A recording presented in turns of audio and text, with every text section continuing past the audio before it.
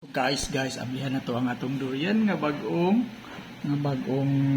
hulog. Yan, no? Presko pa kayo.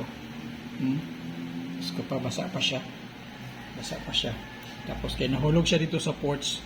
Wala gyud siya wala lapok. So ablihan na to. Simple naman kayang pag-abri sa durian diri sa among balay. Ambot sa inyong balay. Kung saan ninyo pag-abri. O diri sa among balay, simple lang kayo. Diri lang sa lubot, oh. Ano mo lubot, no? Ano? Halukad na to. Ano lang, lubot po do. Sa lubot lang. So, importante kayong lubot, no? Sa durian ba? Importante nga kabalo ka asa ang lubot sa durian. So, kini siya, atong himuong ice cream. Kunya kani, kamuto na lang nimo na. Wow.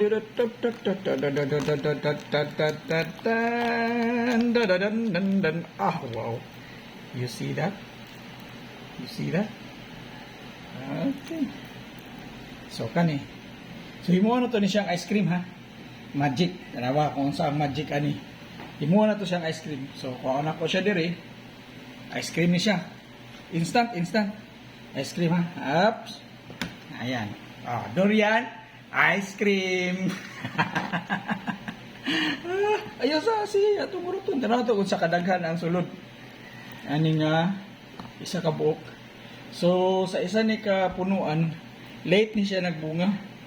Ang katong isa ani nahurot na sa kapunan, pero karon ang isa mapay pag-harvest. Ayan. So murag creamy kayo sa itsura. So now ra gyud ni siya guys. Dali ra kay tulak lang nimo. Tulak.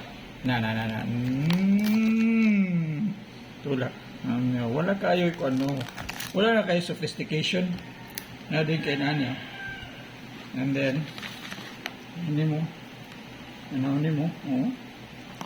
kinana i-touch sa kamot.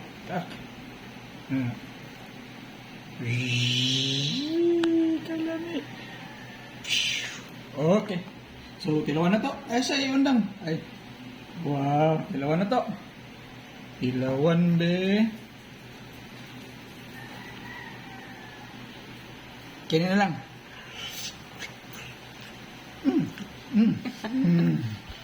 Lami. Bye.